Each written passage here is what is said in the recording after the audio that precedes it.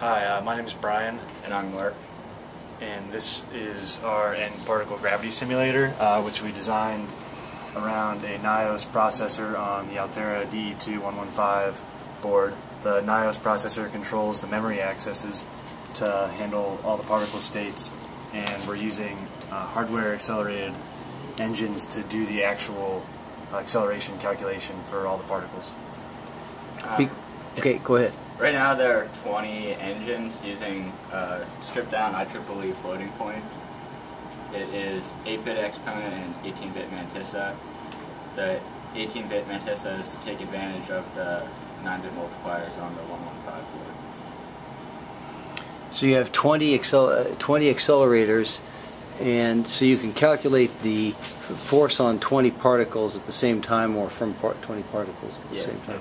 So the idea is we load up 20 particles into the engines, and then we run every other particle by those 20.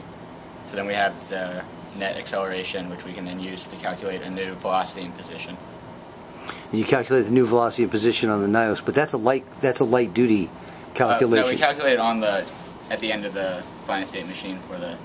Oh, you do. All right. So you actually do the full dynamic simulation on the on the FPGA. Yeah. What kind of integrator are you using? Using an Euler integrator? Just a simple Euler integrator. Yep.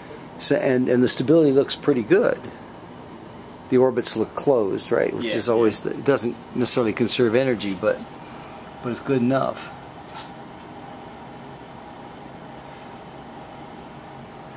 It's impressively fast.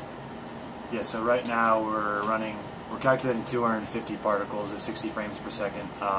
Some of the particles have flown off the screen. They're just not being displayed, but they're still being calculated. And we can achieve 1,000 particles in how many frames? About 7 or 8.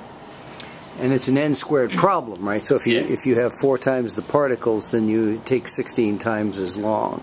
So that's even faster than I would have expected then. Right? So you're getting a little bit of economy of scale, probably.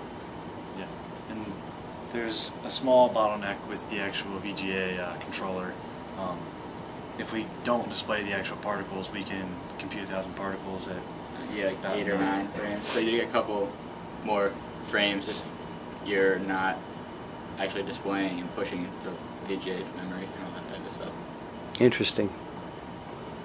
Well, it's very cool. Showing those.